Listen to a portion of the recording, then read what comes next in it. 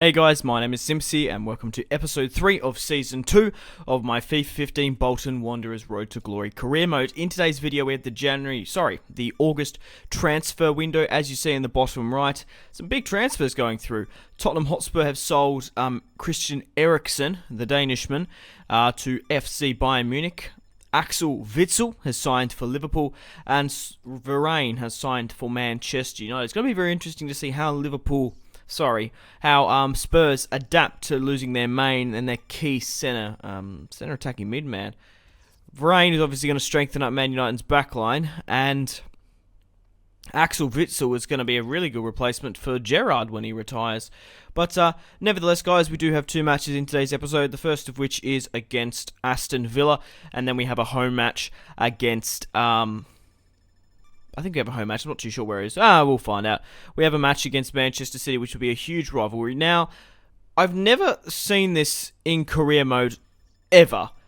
Angel Di Maria has signed for FC Barcelona for 82 million. He's gone back to the La Liga, not to Real Madrid. 82 million Barca paid for him.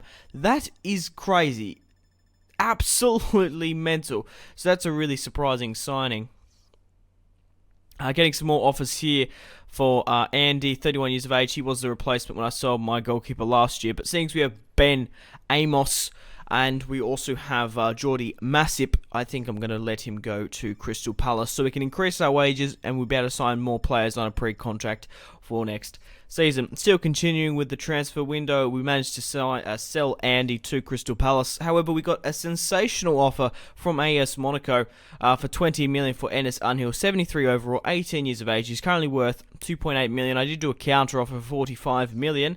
We'll soon see what AS Monaco say to that. Sanchez has gone from Aston Villa to Stoke City, and Robert Lewandowski has signed for Real Madrid for 94 million. Now, AS Monaco has accepted the contract and they said they will pay 45 million. I think I said 48, but 45 million for Enes Unhil. Now, I was kind of disappointed when I saw that, and well, spoilers here, obviously, because we're in the last 2 hours, the contract wasn't finalised. So Enes Unhil will be staying at the club. But it's quite interesting to see that AS Monaco were willing to pay 45 million for the player. We also loaned out Hall to Middlesbrough. He's going to be a really good player in the future. He just needs to go up a little bit. But he's worth 2.8 million. He's worth 10,000 in wages. So it would have been interesting to see.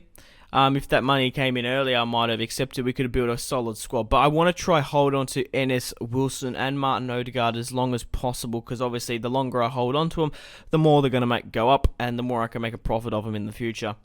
But the thing is, we just have to play well. That's the thing with them, because if we go down, we're going to have to sell them anyway, and we won't be able to attract big names to the club. But we do have away match here against Aston Villa. They're obviously playing at home. We managed to break away here just before the 8th minute with Wilson. One-on-one with the goalkeeper with that left foot finesse. Smashes it into the back of the net to make it 1-0 against Aston Villa. And I was quite confident to hopefully go away and get the 3 points here today. We've been doing average in the league. My main objective is to make European football, whether that be Champions League. I would reckon it'll be between 6th and 4th I would finish. We'll just have to see how the league shapes up and how good my signings play, because Enes Unhil is just fantastic on the ball here.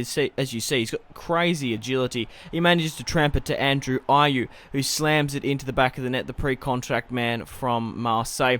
Just before the 27th minute, 2-0 against Aston Villa. And they were getting dominated there. Enes Unhil cutting through the defence and managed to absolutely bury this one.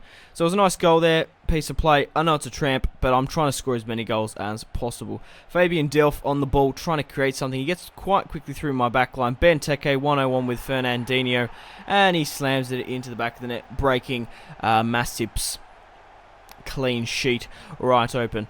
But guys, let me know in the comments, where do you think I'm going to finish in the league? Who do you think is going to be top goal scorer? Will it be any of my players? Will any of my players get player of the season? But just on the stroke of half-time, 28 yards out, we're currently 2-1 up. Enes Unhill managed to get his finesse, and we just still haven't been able to replicate that first free kick we score with him. We've come close a couple of times and got a deflection, but it just wasn't to be. But Gil here, or Gil, however you say his name, I think that's the player from Valencia. But we managed to win 2-1 against Aston Villa. Not a crazy result, but we did manage to claim the 3 points. That's all that matters at the end of the day, doesn't it? Jordy Massip has gone up some stats. Douglas has gone up a +1 overall. Matthew Mills has gone down, unfortunately. Curtis here has gone up a +1. So has Martin Odegaard. Andrew Ayew, he's worth quite a lot. James Wilson has gone up a +1, along with Enes Unhill. And Andy Keatley has gone to Middlesbrough and gone up a +1. So he's probably going to be my left back in the future, but Douglas and Curtis are still playing really quite well in my left back and right back position. But now we have an away match against Manchester City, a big rivalry, obviously, because Bolton is a town in Greater Manchester, so it's not too far. We are going down there to play in the piss-pouring rain at Etihad Stadium. And if you can remember last year in the FA Cup, we managed to start off the scoring against Manchester City. James Wilson scored a fantastic goal. It was from a throw-in through like a nice tiki-taka play of 3 players. And the first shot got blocked by Davis, I think it was. And then Wilson managed to bury it.